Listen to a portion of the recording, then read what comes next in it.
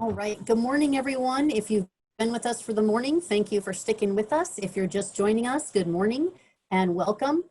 We just want to remind everyone just to take a deep breath in. Sometimes it's just needed. And some days are tougher than others. And some days things go the way we want. And some days we just need to learn and try again. We want to remind everyone that yes, Canvas is the one the one learning management system that HLP is supporting. So all of the district analytics will be based on Canvas to verify assignments that are posted 30 minutes before the start of the school day. Everyone's assignments, the student assignments, must be posted 30 minutes before the start of the school day. You've probably heard that from your principals already. And that time values are assigned to lessons and activities. So for each lesson or activity, it should say like 20 minutes recommended or whatever that is. That is part of their daily attendance. So we are to use Canvas as the official LMS. So it's absolutely okay to use Google Tools and import those things into Canvas that you've created in Google, as long as Canvas is used as the LMS. And only Canvas is to be used for student and parent access. Parents have an app through Canvas to be an observer of their students' assignments, so they can partner with the schools to support their students. They will not be able to see any other students in your classroom or anything like that. We just need to remind everyone, because we've been hearing that maybe some people were told it's okay to use another LMS. And officially we are using Canvas because part of the attendance and analytics will all be through Canvas. And with that, we know some of you are feeling excited, some couldn't sleep. I know I couldn't sleep last night. And there's just a lot to do and a lot to learn. We want you to know that we're here with you. We're learning with you. We don't know everything in Canvas yet either, but collectively we are building professional capacity as a big HLP USD team. I would like to thank our TechTosa team and for all of you that are sharing resources out there with each other and with your colleagues, whether it's your grade level, your department, depending on what grade span you are in and teaching. So thank you. And we look forward to continuing to learn with you, and we will be providing ongoing PD, including next Monday with our next Transformational Monday with our TechTosas. And with that, I'm going to turn it over to these great teacher leaders.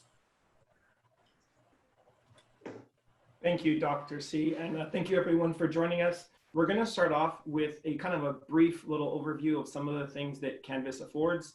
Having said that, we want to make sure everyone understands. Unfortunately, this isn't an opportunity for people to be able to build on their own. We know people have spent a lot of time already, but this is more so just kind of a commercial. I think Teresa mentioned that earlier, to kind of quickly showcase some of the things that you can do in Canvas. We will be spending more time extensively on each of the aspects that will be briefly covered and shown today.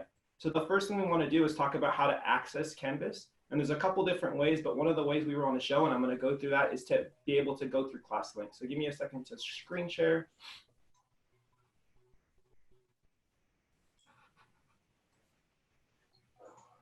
All right, so from going through ClassLink, automatically you should have, when you sign in, that Canvas opens up on a separate little tab, okay? And I'm going to show you in a little bit later if that doesn't happen, but you could also obviously click the little icon here from ClassLink to open up Canvas. So once Canvas is opened, you should see something like this. Now, your account is going to be each of us a little bit different depending upon not only what you've published, and we'll talk about publishing versus unpublished, but also the courses that you have. Everything is pretty much connected and synced with Aries, and as such, you should pretty much have your courses that you teach in Aries, whether it be a single subject, you have self-contained one course for elementary folks, or whether it happens to be for secondary, your multiple individual periods are listed here. But again, that's all synced with Aries, so you should be able to see that there. Now, a couple of things when we talk about this is our dashboard, what we look at when we log into Canvas. And when you come to here, you should be able to see easily your courses. And if you don't see a course that you're wanting, you could easily quickly come to where it says courses. I know some people are of the belief that, hey, one of my courses disappeared. It's not something I'm not seeing. You do have the ability to come down to where it says all courses. And in doing so, you should be able to see at any point, any of the courses that you had taught at any point. So again, coming here to all courses just kind of gives you a bigger layout if you're not already seeing what you want.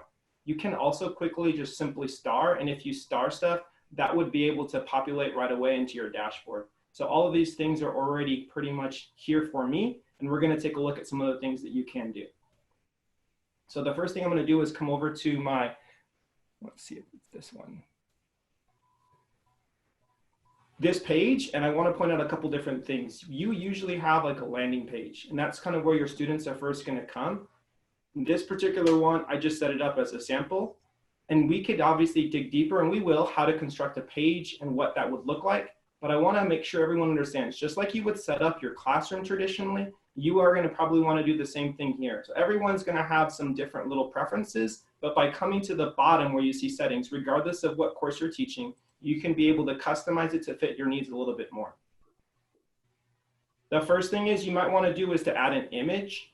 And what I mean by that is you could pull something to help students really understand, if you're teaching multiple courses, that this is the particular section that they're going to see and they understand with that image. Maybe it's your class and you want a picture of yourself.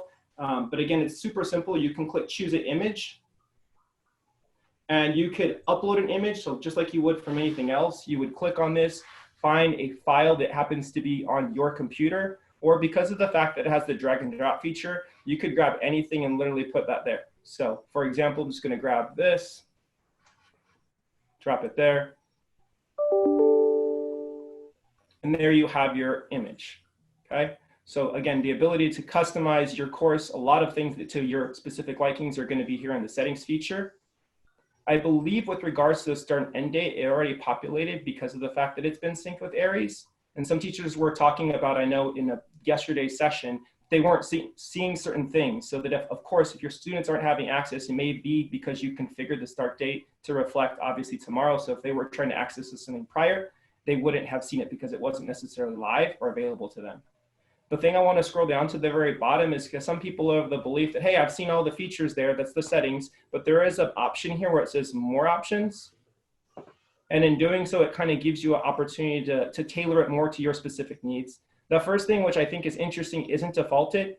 If you're familiar with other learning management systems, for example, like Google Classroom, you know there's a kind of a thread or kind of a feed where it shows you exactly what you're looking at. By clicking on this, it will give you the option to have announcements. So that when students come to your homepage or to your landing page when they first sign into Canvas, they're going to see some of the most recent things that you really felt were important to them. And of course, you could from the drop-down select however many different you want to be able to be shown. It defaults to 3, but again, you can change that. And again, in order for that to appear, you are going to have to make sure that that box is clicked underneath the more options. Some of the other things, we will be touching on discussions later. And so this little button says, let students attach files. That's just basically saying, do you want kids to be able to include videos or things of themselves? You may want to include that. I would probably recommend it. This one says, let students create their own discussion topics. I probably would click that. You don't want necessarily students starting their own threads or their own topics in Canvas. Let students edit or delete their own discussion posts. And that's just saying, hey, kids write something. Do I want them to be able to remove it or change it?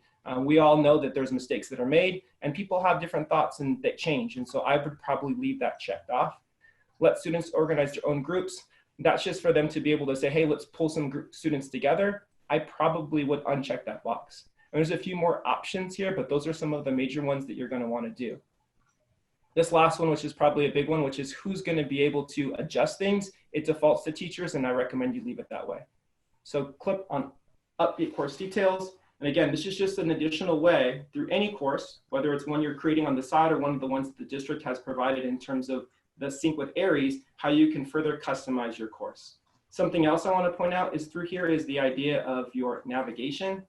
And this is just kind of the layout. So if you look on my left-hand side over here, you're going to see that there's all different things, some of which you can notice there's a little icon with an eyeball. And that little eyeball with that slash through it could mean one of two things. One, it could mean that I don't have it activated or I don't have it available for my students to be able to see. And the other thing that it could mean, which is in a lot of times it happens, we haven't created anything yet. So if you look right here, we're at the top of my screen, you can see where it says home, announcements, discussions, people. These are the things that are going to appear for my students on their screen because these are the things that I have available to them. Well, then why do I see an eyeball with a slash through it? Discussions appears to be available. I haven't created any discussions yet in this course, which is why you see that. And Ricardo, I believe earlier, if you're with us with the Zoom, had shown us real quickly how you could easily change the appearance for your students. and you don't see here, but most likely, hopefully, most of us will have some type of a button there or some type of an icon for the students to access Zoom. And if that's something that they're going to probably do pretty regularly, you might want to be able to move that closer to the top.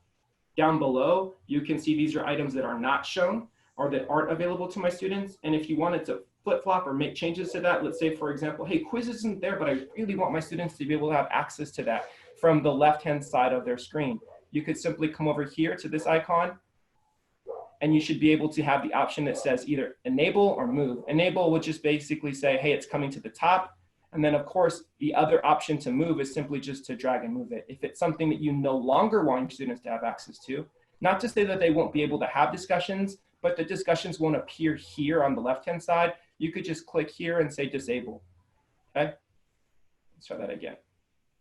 And so again, this gives you the ability to be able to navigate in terms of what is the layout of your basic course going to look like. One of the big things you talked about, and I mentioned earlier, is the idea of landing pages. And I think that for especially a lot of our elementary folks or even our primary teachers, you're going to want to use a lot of the stuff through the pages aspect. And pages is really almost like a web page. And what I mean by that is when people come to it, they're going to click on various links that's going to be able to redirect them to different places. A lot of times it's redirecting them to another page or a different assignment or a different activity that you've set up in Canvas, and we'll show you how to do that. And sometimes it might often as well obviously redirect them to an external page or place as well. So from here, I'm going to click on edit. We're going to show you a couple different things that you can do. You'll notice that after I clicked on that, it took me down to pages, and that's because what I'm editing is a current page. And you could change easily the name of your page. This is just call this one practice.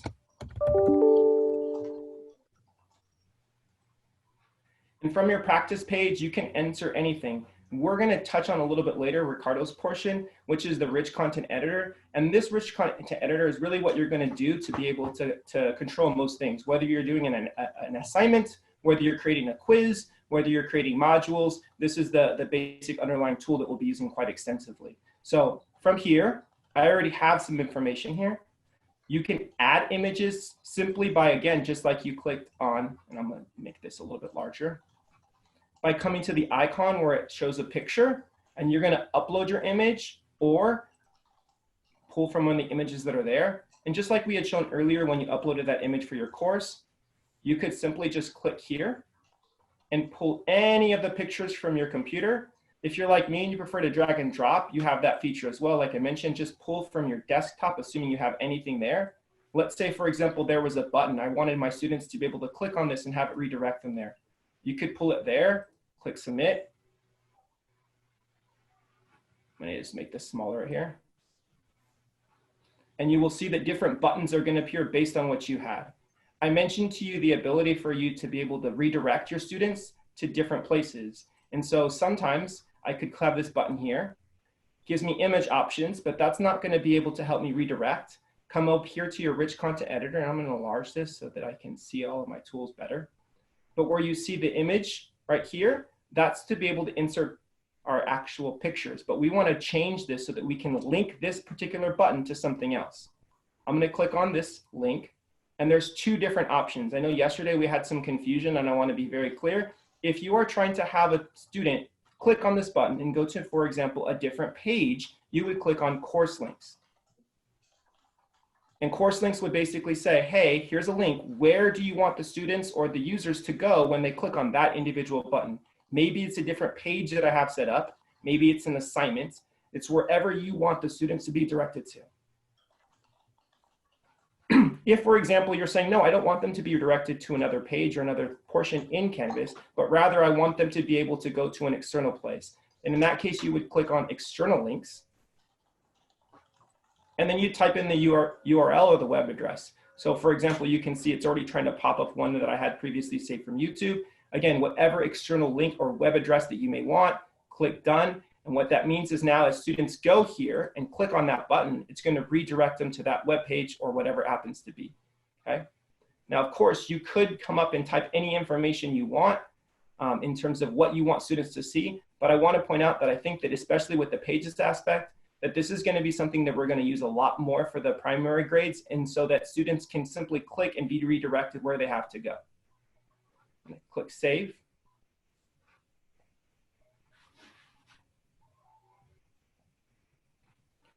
And so I'm going to go to a different one so that you can kind of see what you might want to have layout.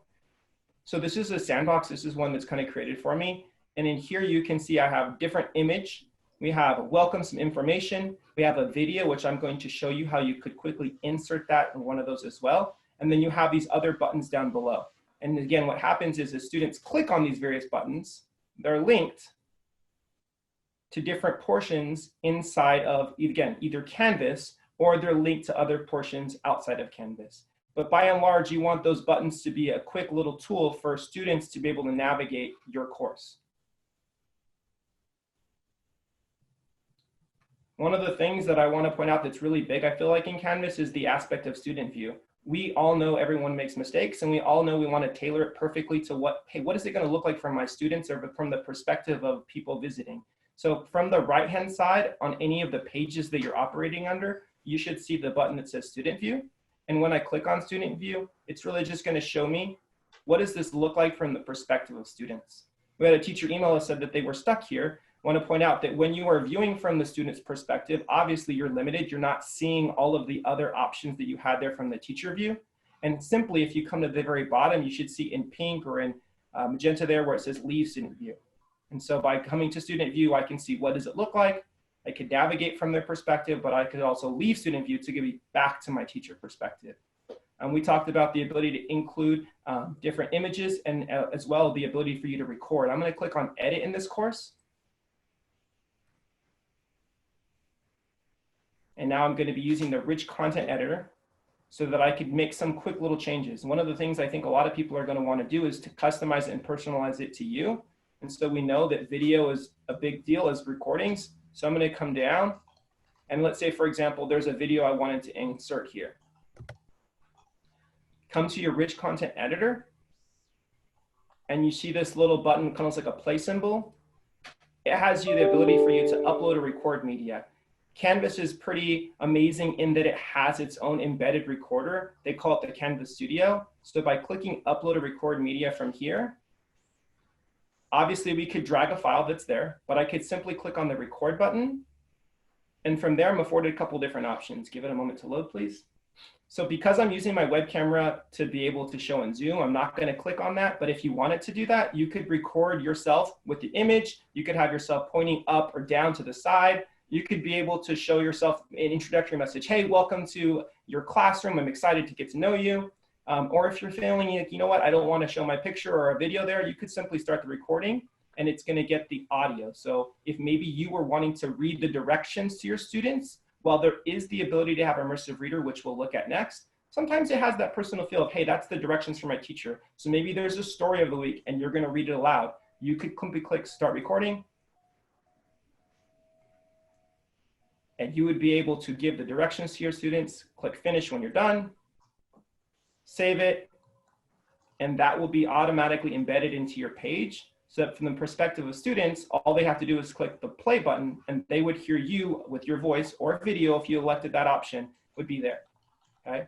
Be sure you come to the bottom and you are gonna wanna click Save.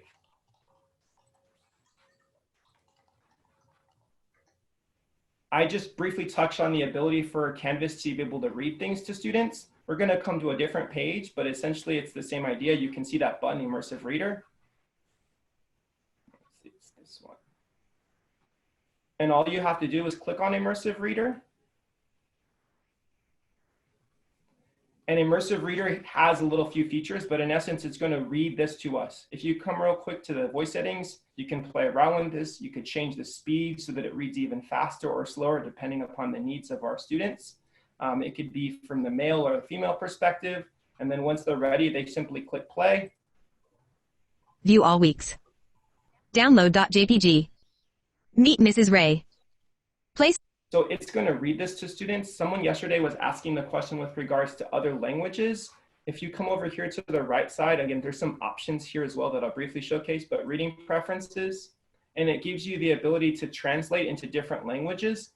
And this says by word or by document. So if you are wanting it to go by word, it's going to go one word by one word. But if you're wanting this entire document to be translated in, say, for example, any language, click on the document feature, and there you go. It's been now changed into Russian, and you can have it be read in whatever language it is there. The other thing I want to point out that I played around with, which is because, again, we know some of our kiddos in terms of their learning needs might need it to be looking a little different. So you could have it show one line at a time, multiple lines at a time, so that it kind of tailors it more to their needs. And again, this is through the Immersive Reader automatically embedded inside of Canvas. I briefly said that there's a couple other preferences. The text preferences just changes. What's the size of the font?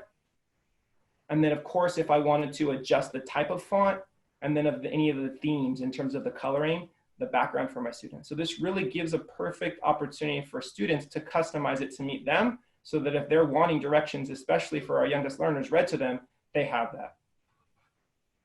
I'm just wondering, when is that available? Yeah, it's available now, but it's only available on Pages. So let's make sure that we do know that. It won't add to an assignment, to a module or anything like that. So, Immersive Reader only works on Pages. So anything that you upload onto a page?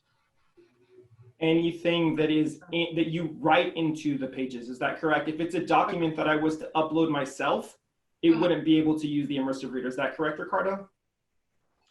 If you put it on a page and you just copy and paste that document, it should. With the document itself that you put in there and you preview, we can try it in a second when we do the content rich editor, just to see. That's a good question. Thank you for asking. That would be a really good accommodation for many of my students. So I'm asking. It's not a problem. So this is through the pages that we just showed. We showed the ability for you to be able to customize your page, to make changes to it. We showed the ability for you to be able to embed with the recorder that's through Canvas, whether it's audio or whether it's a video. And then we just showed the Immersive Reader. The one thing we had some questions with yesterday is, I made changes to a page that I just made, and I want to have that become my home page. And so I'm going to go real quickly to this particular screen. And this isn't necessarily a landing page that I probably want my students to interact with. It's not very informative. It doesn't have a lot of stuff here. So you could simply come to Pages. Now, right now, I'm only seeing one page, but if I come to the button that says View All Pages, we're going to see that these are all of the pages that happen to fall that I've created already as this instructor. If I come to the side over here, any one of these pages that I wanted, I could click on that and I could say, okay, I want to remove as my front page. I don't want that anymore. Let's say, for example, it's this picture then, or this particular page that I want. Went back there for a second, sorry. So I no longer wanted that page. I could remove it from my home page. You could even see the designation there where it says front page.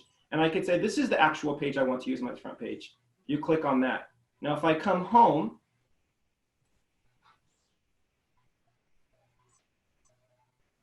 it should already be there. And if for some reason then it's not, you could make sure you click on this button where it says choose home page. And then you could click or designate whichever the pages are from there as well. So again, if you make changes or tweaks to your home page and your landing page, this page that students go to, you could simply designate what happens to be that home page by going to your pages, finding the particular page you want, and then designate it as your now home page. The last thing that I wanted to cover before I pass the torch is the ability to see when you are trying to go through Canvas. We touched on earlier what that's going to look like, but I want to say, what does it look like if I didn't already set up through ClassLink that one-click single sign-on feature, or that extension, if we call it. So give me a second to transition.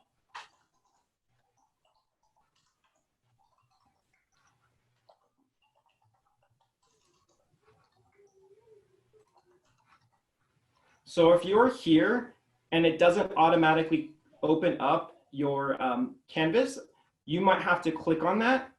And if you do, you usually will see this button that's basically saying, hey, it requires your single sign-on. Now, I don't know about you, but sometimes I accidentally click things and make mistakes. So I was asking some of my colleagues, I said, hey, you know, it's not working for me. I don't have the single sign-on as soon as I start with my ClassLink, that the Canvas isn't automatically opening to the right of that. So you may have to add the extension. So again, this does tell you to do it initially, but if you bypass that, if you continue to website it may not ask you again. So there's a simple workaround. If you just Google the actual extension, just in the web address, just search, we're looking for the classic extension.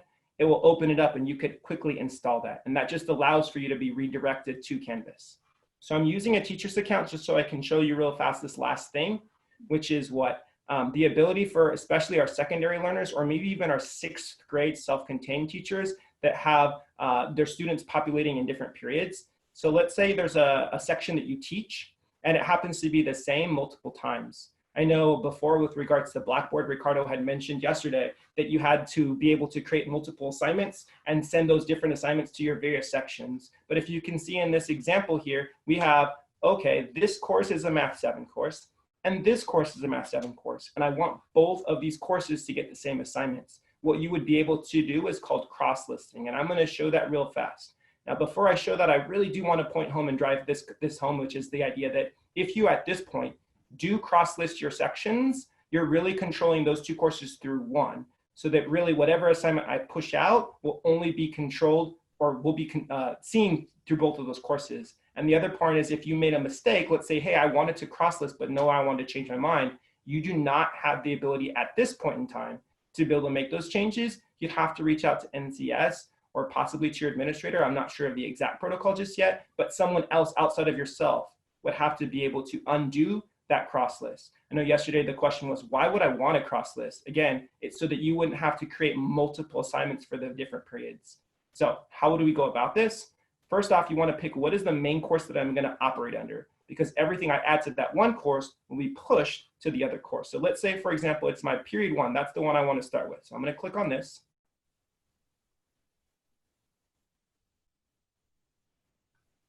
And we navigated here earlier. What did we do? We came down to settings. So you're going to do that again. Come to settings.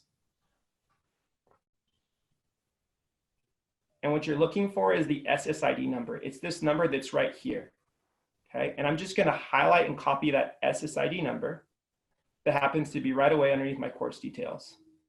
Copy it. Okay. And then I'm going to go back.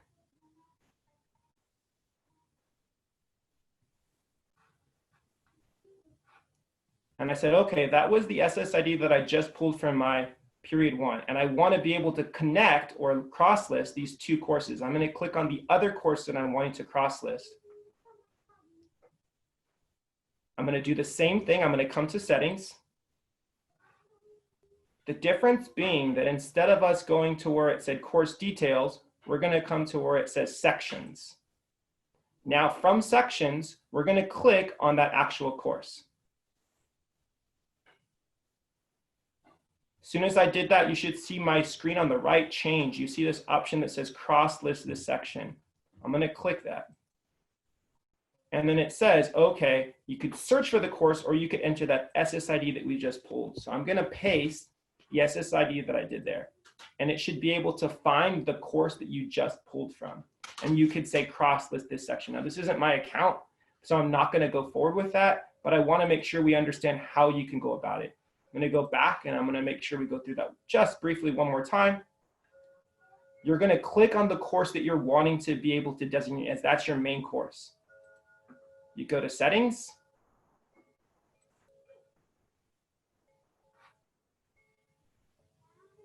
From settings, you pull the SSID number. Once you've copied that entire SSID number, come back to the other course that you're wanting to connect or cross-list. Click on the other course or courses. It could be multiple courses. Do one at each time. Click settings.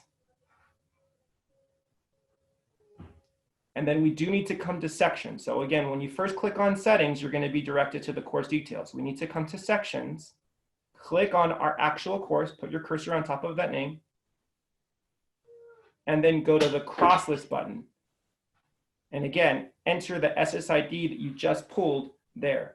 And then you would click cross list. Yesterday, some people were asking, well, why would I want to do that? Again, it's so that you could be able to push out the same assignment to multiple periods. One of the things that we did run into people asking questions with Zoom, what if I'm doing a Zoom and I have that same link? If you push that out, that will have the same stuff for both those courses. So your Zoom link would look the same for both of those courses as well. So hopefully that clears up some ideas with cross-listing. and some of the basic ideas of pages. Just to add to what Gage said, we had a lot of people that have cross-listed their classes, and now after meeting with their admin or with other people, they want to de-cross-list them now. And I think they don't fully understand what they are doing to some degree, and we cannot de-cross. It has to go through an admin in Canvas. But I know some people said, well, they're giving us an A and B schedule. Now, I haven't seen the high school schedules, but that shouldn't be an issue because each section has its own grade book, okay? So that's kind of a big one. You can duplicate assignments. You can assign them to whoever you want to, so in different days. So today, my group A, which is my period 1 season, but tomorrow, my period 2 gets the same assignment. Again, the gradebook gives you the option to differentiate the sections into grade, very, very clean by sections. On top of that, you also can filter by sections, roles, and there's a feature where you can go by people tab where you can see it. And finally, I think someone mentioned this, Gabe mentioned this, you can add buttons for Zoom A for period 1 and Zoom B for period 2. So, if some of you guys have crossed them and now you want to decross them, we can help you with that right now, but I think you should look at that. It's actually a great thing. And actually the lady from Canvas said, as a teacher, it saves so much time, and I wouldn't even know how to function if I had them separate. So I just wanted to throw that out there. Ricardo, one of my questions is, with the cross-listing, if we wanted to, so let's say on my class on Tuesday, I wanted to assign a quiz, but unfortunately it's cross-linked with the class that's not going to be till Thursday. So now I have that open already for my Thursday class. That's so when you create that assignment is when you assign it to the section for first period for that day, but then you assign it to the other period on a different day. Does that make sense?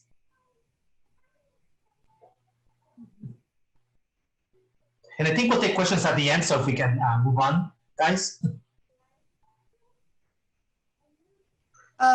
Ricardo, you said when we assign it to the days according to the periods, is that found in the actual assignment section?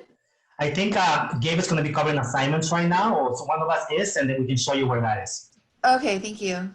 Thank you, everyone. If we And can also, continue- I'm sorry, and then also Ricardo, instead of combining the two sections together, I created a separate class and combined my two sections together in that class. That's okay as well? I'm not sure if by creating your own class, it's going to send the grades to Aries when you want to send grades. We will have to look because you're creating your own class. So I couldn't tell you, honestly. I know there's a lot of questions. I'm sorry to cut you off, but if we could do our very best, because we are pressed against for time and we want to make sure that everyone has their opportunity to share. If you have additional questions, please place those inside of the document, and then we'll do our best to address them. Teresa, I think you're going to talk about Commons, which is a fabulous transition because some teachers are saying, that's a lot of work to customize my pages. Isn't there a way for me to pull some things in that are already made for me? So go ahead, take it away, Teresa. Thank you. Absolutely. So Commons is a wonderful place for us to find templates and things that teachers have already created, especially for those of us who are just starting, so we don't have to start from scratch. So thank you, Gabriel. I'm going to go ahead and share my screen with you right now. Make sure I'm sharing the right one. Okay, here we go. Double checking. Okay, here we are. So when you are in Canvas, you simply go to the left toolbar here and you click on Commons right here.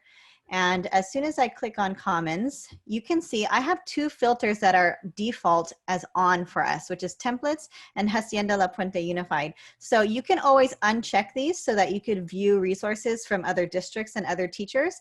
But for now, it's great to see what our own teachers and what our own district has put together for us. So just up here like a regular search bar, I've been searching for kindergarten, so I click on that. I didn't see anything from within our district, so I could remove templates and see if there's some things. So we do have some things for our district that are just not entered as templates. And I could even remove our district and find 390 results of things from all over. So just keep in mind, things that are here in the comments, they're not refined things. These are from teachers who are just trying their best to share their information and things that they've done. And so if you feel like you're working on something and you love it, please feel free to also share to the comments so that people can use it as well. It doesn't have to be perfect. It's just to share. Sorry, let me check my phone in case. And Teresa, real quick, this is Dr. C. Sorry for the interruption. I just know we've had a handful of teachers who have downloaded incredible things from comments, and then they say their buttons disappear on their front page. Can you let them know, because we know those are just hidden, how they can find those again? Yes, I will try to get to Breakdown. that in this section. Oh, Yes. awesome. Yeah, Thank and you. if not, then I'll come back to it during our questions section. Thank you so much. We only have 20 minutes left and there's 3 of us that still need to present. Yes, So I thank know you. I've just have teachers in tears about that. Thank you, Dr. C. Well, I'll try to squeeze that in here. All right, perfect. So, so here we are. So these are the searches, and you could see the different types of things in Commons. You could see there's pages, courses, modules, assignments. Some people put their whole course, and some people just put pieces. So don't be afraid to share. All right. And I also want to teach you how to use the filters on the side, which are very, very useful. So I'm just going to remove this whole search completely. Here we go. So you can see there's 123,000, over 123,000 resources that you can use. But right here on the filters, again, you can choose the different types of things you're looking for. So if you're specifically looking for a quiz, you can click on that. If you want a full course because you just want as much together as possible as you're getting started, you can do that. Templates are here.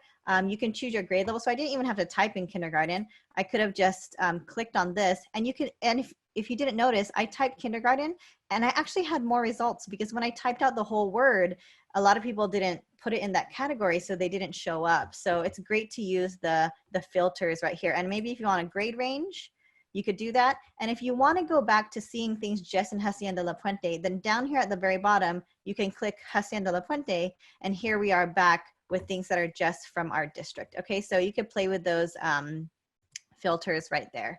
Now, let me just show you, now you're looking at it and you see something that looks exciting. Let me just show you how to get the information. But before I do that, I just wanted to share with you, some teachers reminded me yesterday because I forgot. There are materials from our district. Let me spell it correctly. Onboarding. Here we go. I'm going to take out this grade range. Here we go. So if you type in onboarding, these are actual onboarding materials and modules that have been created by our teachers who have volunteered their time to try to put together some lessons for you and some assignments for you. So if you click on any of them, like for example, this one, Second Onboarding Resources, this was created by our own teachers. And right here on the side, you can preview these things. So we're under the preview tab, and you can see there's one module. I'm going to click on that because I want to take a look at it. There are assignments. I can see the assignments here. There's an example, there's a discussions, there's files. These are things that you can bring in.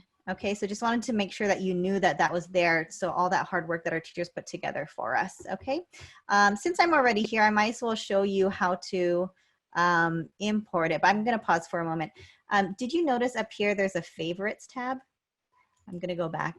So if I click on my favorites tab, these are things, they're all pretty and colorful, things that caught my eye, and you could add them to your favorites so that you can go back to them later, just so you know. Okay, let me see if I can go back now to that onboarding. And how did I make that a favorite? I just clicked right here, add to favorites, and it goes in my favorites section. All right, so now I'm going to show you how to actually import this whole thing into your course. All right, so you have to, first you have to have a course to import it to. So I created a course today. I just called it, I don't know, import demo or something like that. So let's go ahead and click right here, import download. I'm going to click on that. I'm going to choose a course to put it into. I think it was this one. I hope. I'm going to import to this course.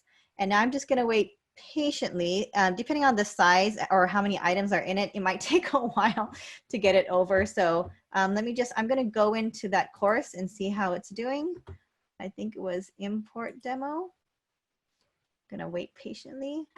Here we go. So I can already see the items in here. So if you imported it to your official course with students, just keep in mind, these are their default as published. So if you don't want them to see all of these resources that you just got, you're going to want to go in and unpublish. Oh, I see. Okay, so when it's your own, in your own, you'll be able to unpublish those things. Okay, I think it's still working. All right, so Helene did mention something earlier.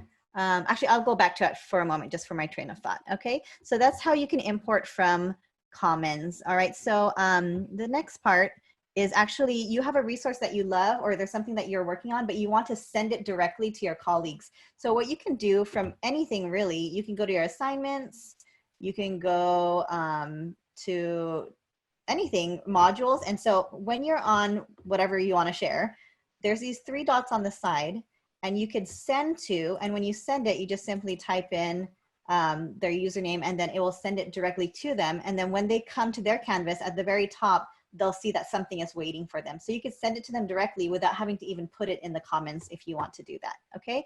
If you have something, those of you who are working with different periods or different courses, if you have something that you created in one and you want to push it out to those other courses, you can also, with the 3 dots, you can copy to, and then you would choose what course you want to copy it to, okay? So that's there for you as well.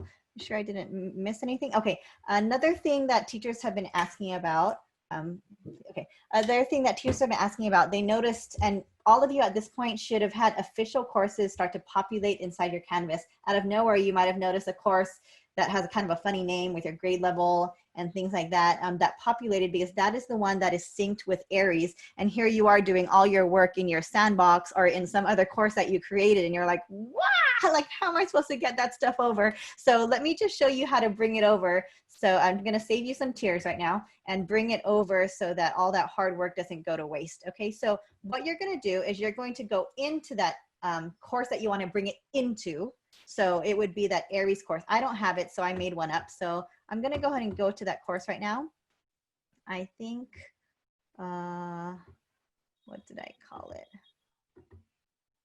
Let's see, training August 4? Sure, okay, so let's pretend this is your course that's synced with Aries, okay, or your empty course that you wanna bring things into, okay? So here I am, it's empty, there's nothing on here. I'm panicking because the kids are coming soon and I don't have anything, but I did so much work already. So you can go here and you can, you can import from Commons, but you can import from existing content. So import existing content. And then I'm going to copy a Canvas course because I already have a Canvas course that I've worked on. So I'm going to choose that.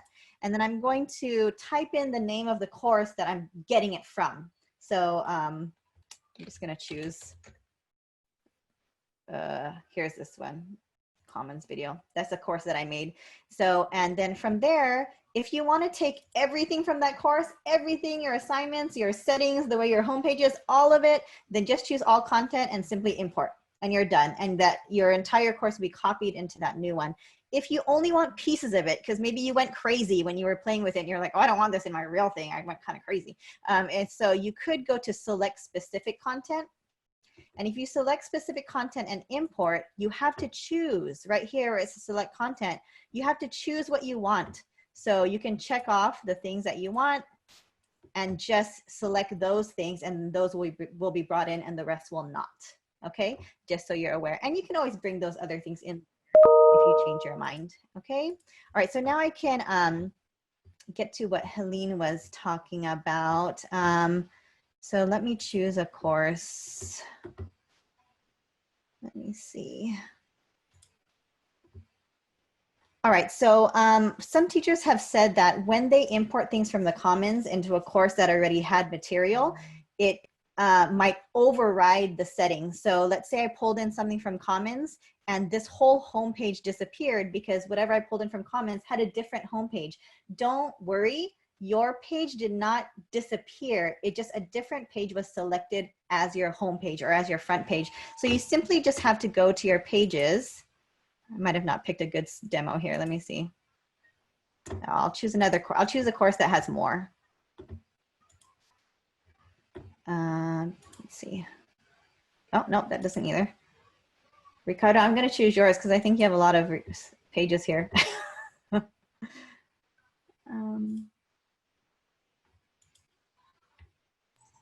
Okay, so so as you pull those pages in from that one you got from Commons, you probably have tons of pages in there, and yours got bumped off of the home page. All you have to do is find whatever. You could see this one Ricardo has as Bienvenidos, and if it's not the one you want, you just simply check, find the one that you want to be your home page, and then you would change that. So this one is, I would remove this as home page, and then I would find something else, and I would use as home page and bring it in just like what you did before. Okay, so it didn't disappear, it got bumped because it was overridden by the one from Commons. Okay, that was it. All right, so that Teresa, is. that was causing stress for people. Thank you. You make it look so easy. I hope so. All right, so I'm going to stop sharing right now and we can move on to the next section. Thank you.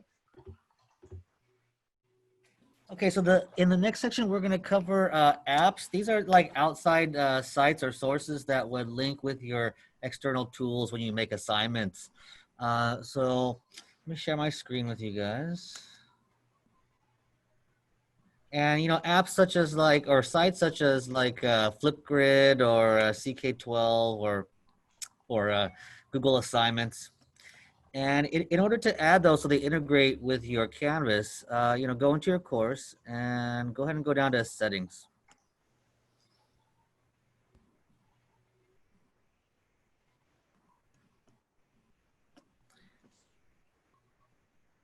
Okay, and then when all this pops up at the top here, you have some more tabs. Go ahead and go to apps. And these are kind of all the apps that Canvas works with. So you can kind of, if you use any of these, you can integrate these. But let's go ahead and look for one, and I'll show you guys how to put these into your Canvas course. So we could do Flipgrid today. And once you find the one that you like, select it, and then you're going to hit Add App. Now, once you select this, you're going to see that it wants this key and this shared secret. So we actually have to find those. And I'll kind of show you how to do that. Every one is different, and they'll kind of give you directions over here on the right side of how to find those. But if you don't have a Flipgrid account, I believe it lets you click on this link to create an account. But if you do have one, then I think right here it says generate key and secret. So we're going to select this link right here.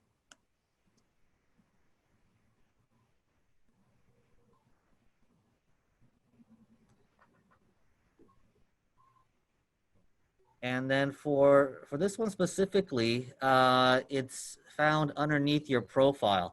Other sites might have it on like a PDF document or like a little button that you need to generate it from the internet. But for this one, it's under your profile and you go to integrations. And then for you, it'll pop up here. And what I recommend when you do these integrations is that you open up a second tab. So that way when you copy it, you don't have to like click back or you kind of lose your place. You can just go to your other tab and then hit Add App, and then you can paste those in there one at a time. Copy and paste and Add App.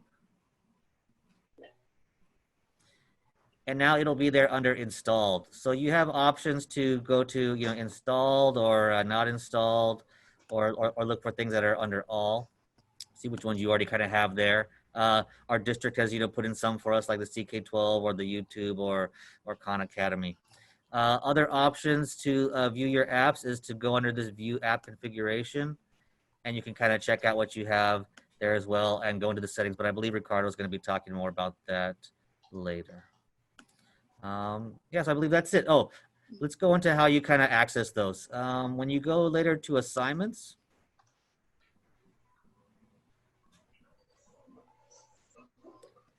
and then we're going to create an assignment.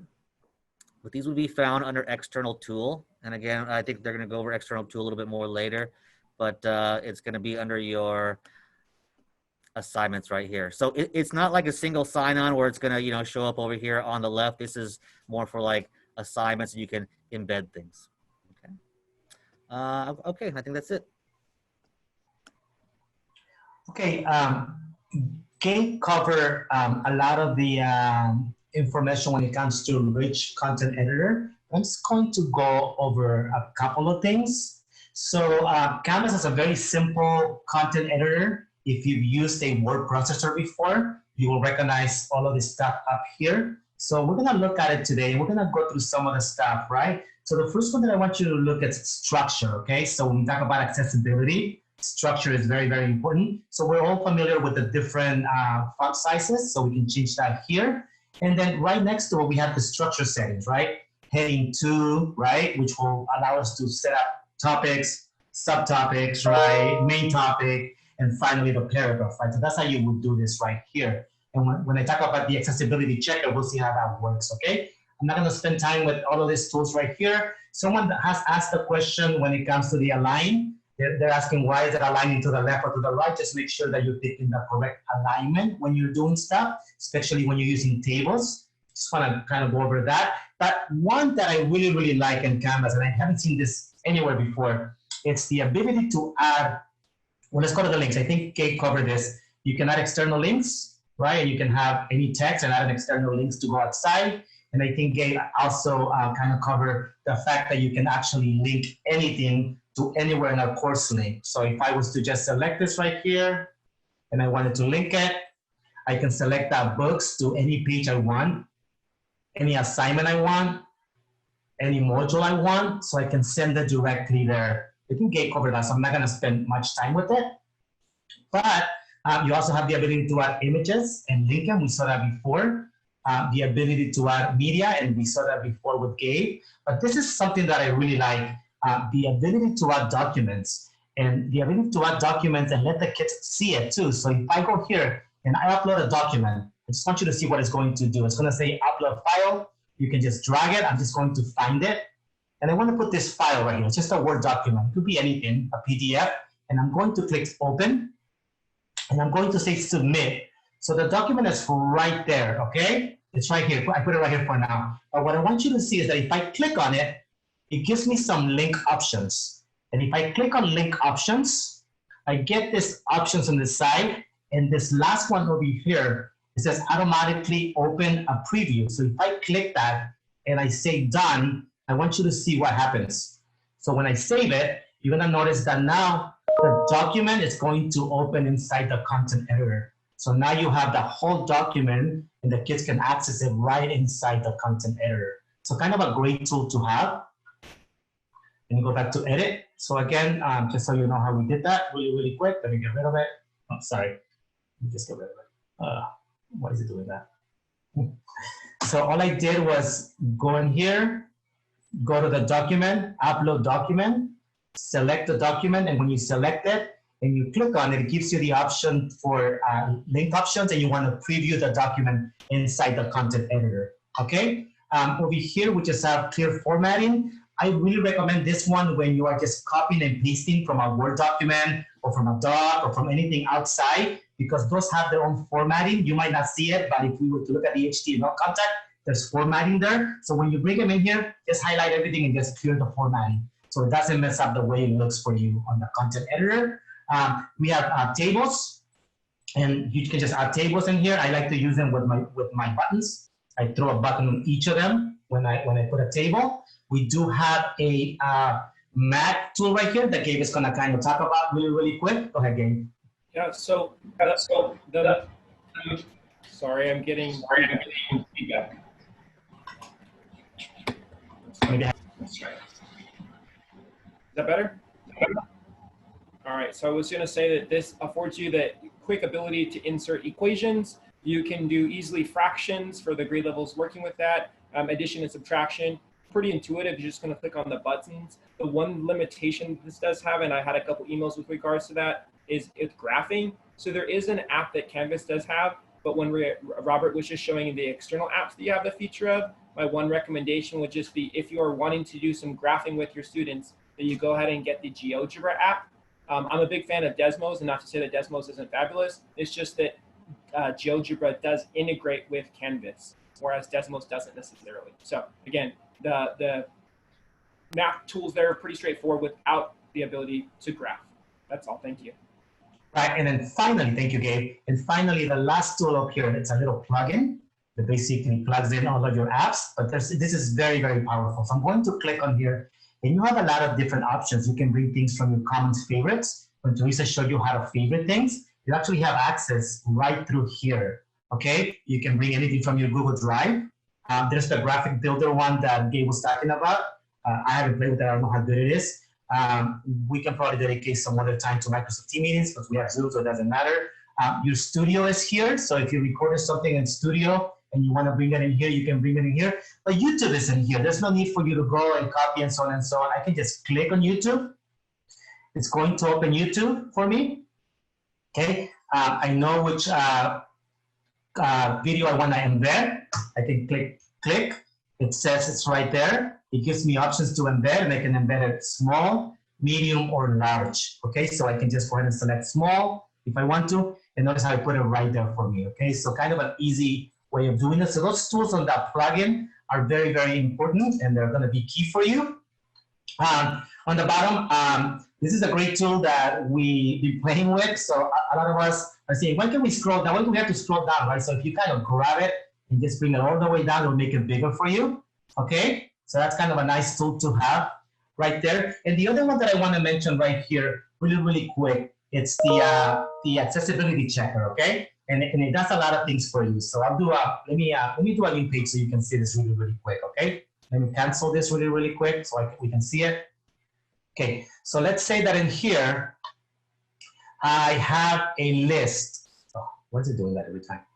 I have a list, and I just typed sample list, books, pencils, and pens, okay? If you have a student that is using a reader to assist him to read this is not gonna be read correctly, okay? So if I just typed it out, if I go over here to accessibility tool, the checker, I can check, and it's gonna tell me, uh-oh, you got one problem, okay? The list should be formatted as a list. So I can just basically come in here, click on format, and I can say apply, and it's gonna fix it for me. And I was gonna say there's nothing wrong with this. I think we saw it, I don't know if it was Gabe that had a picture on it with something, and the Immersive Reader tried to read the name of the picture. So if I add a picture here, and you'll see it really, really quick. I'm just gonna add an image. And this is the image. If our student was using the reader, it will try to read the name of that picture. So it'll be like blah, blah, blah, .jpeg, okay? So if I click again on the accessibility reader, it's gonna tell me, guess what? That's not gonna work, because when the reader reads it, it's gonna read it wrong. So maybe you wanna change this, and you wanna say girl walking home. And now when the student is using that support reader, it's going to actually read a picture of a girl walking home. Kind of a great support. And then before I finish this, some people have asked, let me just close this. Some people have asked, is there a way to embed a Google form or a Microsoft form or anything in here? Yes, there is. I'm not gonna go into HTML because we can spend hours, but just to show you down here, you have the option for HTML, switch to HTML editor. I'm going to click it. Notice that what happened right now, it's all of my Word document options went away. So that's how I know that I'm in HTML. If I click it again, I'm back to normal. So let me click it right here. Okay, so I'm in HTML. I don't know, I have a form, whether it be a Google form or whether it be a Microsoft form, but I have the option to send this and I want to embed. So over here is my embedding code. I'm going to click it, I'm going to copy it, I'm going to go back to my content editor, I'm going to paste it in here, and I'm going to save. And now you will see that that form is embedded inside of your rich content editor. Okay, so that's just a couple of things that you should know about rich content editor. Go ahead, guys.